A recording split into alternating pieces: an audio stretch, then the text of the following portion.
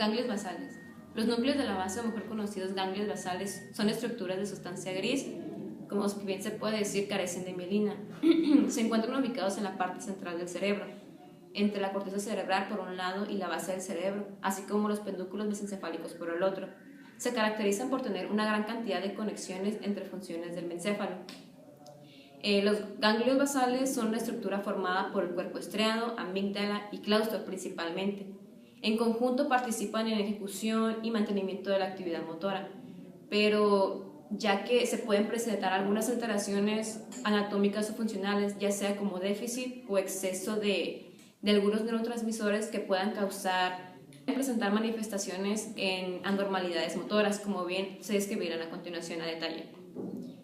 Cabe mencionar que los neurotransmisores que actúan en el área cerebral son la dopamina, que actúan como un excitador, y la GABA, que actúa como un inhibidor. Estos actúan de manera diferente según el núcleo y el circuito nervioso en el que actúen.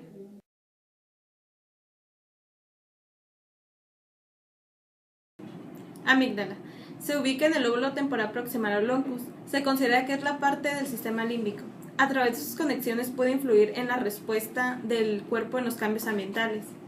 Por ejemplo, en la sensación del miedo puede modificar la frecuencia cardíaca, la presión arterial, el color de la piel y la frecuencia respiratoria.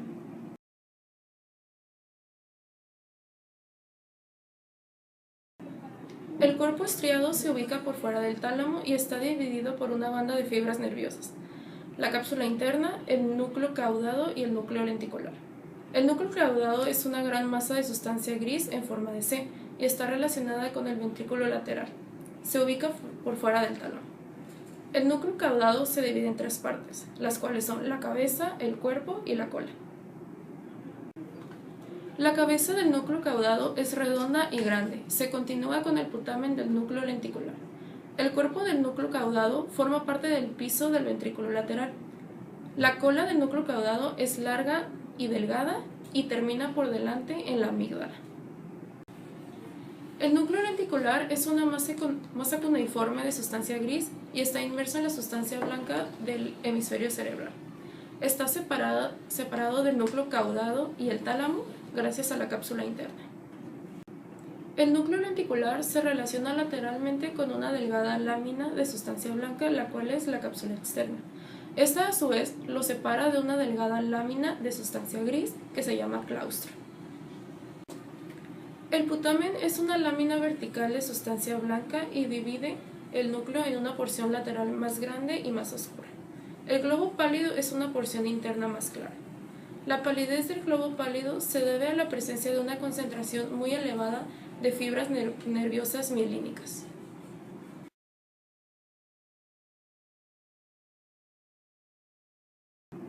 Claustro.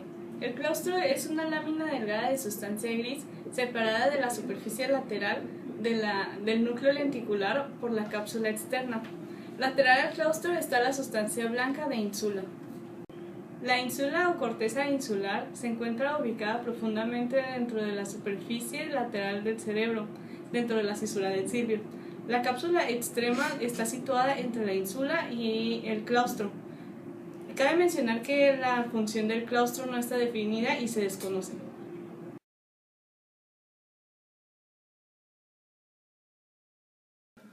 Los ganglios basales o núcleos basales se pueden generalizar como un conjunto de núcleos que pueden ser inhibidores o excitadores. Bien.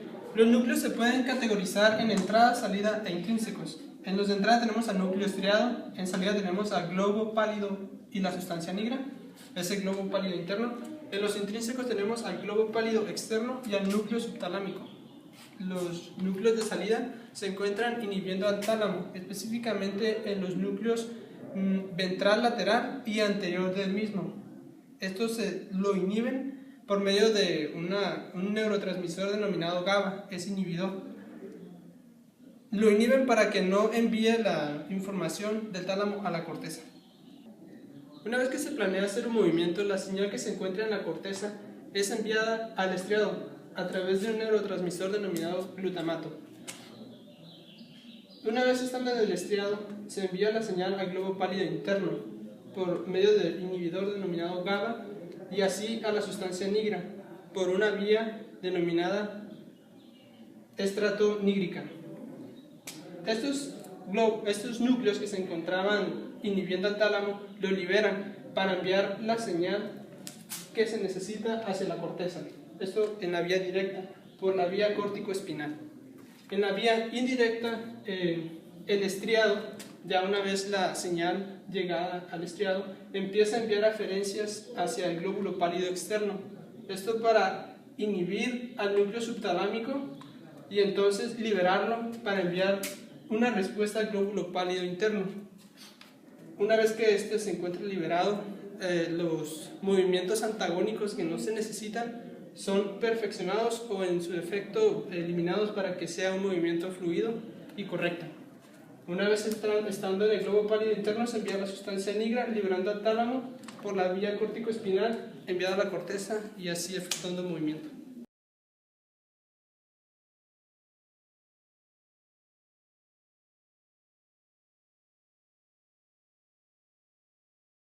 Atetosis es una forma del trastorno de movimiento. Se caracteriza por tener movimientos lentos, sin fin o licuos en las extremidades, afectando principalmente a las manos. Lo que difiere la atetosis con otros trastornos es que los pacientes son incapaces de mantener una parte de su cuerpo en una posición determinada. Esto se manifiesta mediante movimientos lentos, constantes e inevitables. De esta manera se muestra mediante las extremidades de la forma distal, manos, pies, y proximal, ya sea tronco, cara o lengua. Estos movimientos pueden presentarse durante el reposo, aún así pueden manifestarse de manera más rápida mediante manifestaciones con movimientos voluntarios. Por esta manera se puede llegar a confundir la atetosis con corea. La diferencia entre estos dos es que atetosis es de manera un poco más lenta y corea requiere movimientos más rápidamente. Cabe mencionar que alguna de las causas de la atetosis es debido por trastornos de los ganglios basales, ya que están relacionados con alteraciones funcionales o neuroquímicas, ya que pueden generar un déficit o exceso en ciertos neurotransmisores. Al igual pueden ser proporcionados por ciertas enfermedades, ya sea enfermedades infecciosas del sistema nervioso central, como es la encefalitis, también por trastornos autoinmunes, como es el caso del lupus eritematoso sistemático. Ambos son afecciones hacia el cerebro.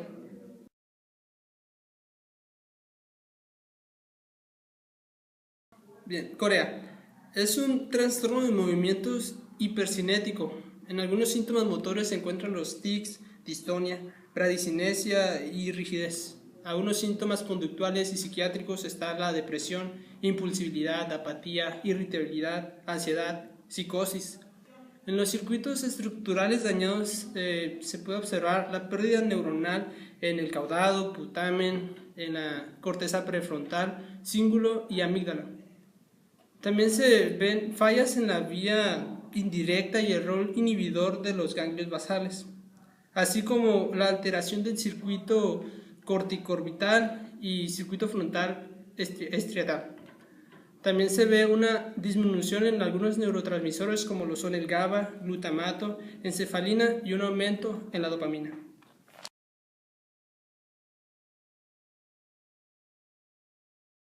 El hemivalismo es un síndrome constituido por movimientos violentos, involuntarios, desorganizados y de gran amplitud, limitados a una sola parte del cuerpo y asociados a trastornos mentales y vegetativos. El origen de este daño cerebral se manifiesta cuando existe una lesión en el núcleo subtalámico o en las zonas cerebrales condinantes a él, ya puede ser el córtex, el putamen, el tálamo o el caudado. Son varias causas las que desencadenan este trastorno de movimientos, entre ellas puede ser un tumor, la hiperglucemia, malformaciones arteriovenosas. La causa más frecuente del hemivalismo es el accidente cerebrovascular. El trastorno conduce a la pérdida de movimiento fino. Esto quiere decir que la persona pierde el control de los movimientos. Se caracteriza por movimientos espásticos, espasmos musculares rápidos, violentos e involuntarios, los cuales se producen en las extremidades del lado contrario de la lesión. Con frecuencia provoca caída y evita que la persona tenga un sostenimiento de ella misma. Hoy en día no hay nada que funcione al 100% respecto al hemivalismo. De la causa depende el tratamiento. Se ha notado una mejoría del 90% de las personas que han usado inhibidores de dopamina.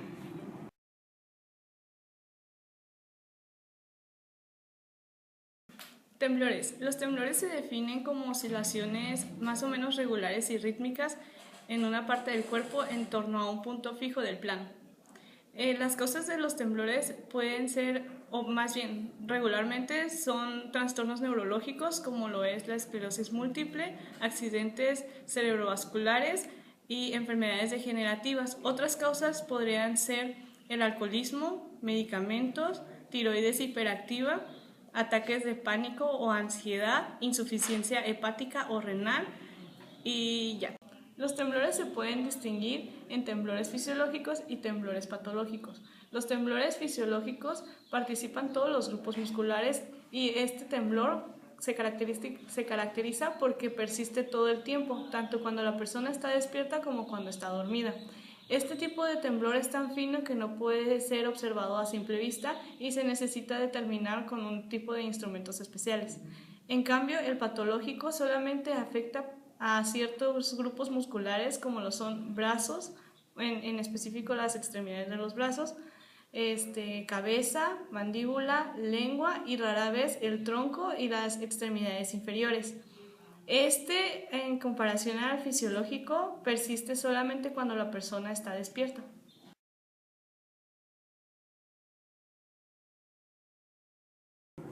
Los tics son movimientos repetitivos e involuntarios y breves, pero sobre los cuales se puede tener un control parcial solamente. Hay dos categorías principales, según los músculos implicados y su expresividad clínica.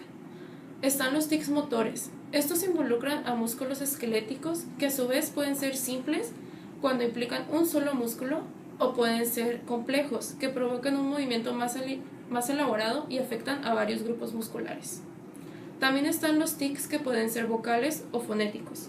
Estos afectan a músculos faringolaringeos y se diferencian en simples cuando son vocalizaciones o ruidos simples. Y también están los complejos, que se expresan como más un lenguaje articulado. Los tipos de tics motores complejos son la copropraxia, que consiste en la manipulación de los genitales. O también está la ecopraxia, que consiste en imitar movimientos observados de otra persona. Los tipos de tics fonatorios o vocales complejos son copropalia, emisión de obscenidades; ecolalia, que es la repetición de palabras o frases de otras personas; y la palilalia, que consiste en la repetición de expresiones propias, generalmente la última palabra de la frase o la última sílaba de la palabra anterior que fue dicha. Las regiones cerebrales que se han implicado en la fisiopatología de los tics son los ganglios basales y la vía corticoestriado tálamo cortical, o por sus siglas CSTC. La dopamina es un neurotransmisor que utilizan los ganglios basales para comunicar una orden del movimiento hacia el sistema nervioso. Una incoherencia, sea por exceso o por deficiencia de este neurotransmisor, la dopamina, genera una reacción anómala en el cuerpo, generando así un tic. Para concluir, los ganglios basales son de gran importancia, ya que se encargan de suavizar y coordinar los movimientos del cuerpo. Son un conjunto de sustancias grises y se encuentran en los hemisferios cerebrales. Están constituidos por un grupo estriado y amígdala, en el cual se encuentran diversos núcleos: el núcleo caudado, el putamen, globo pálido, núcleo lenticular. Todos en conjunto conforman a los ganglios basales.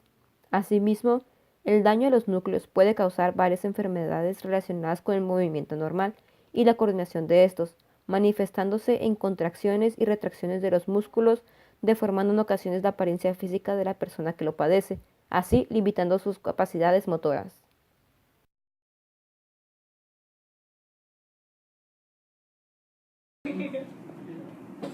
Saludos, equipo. Al final.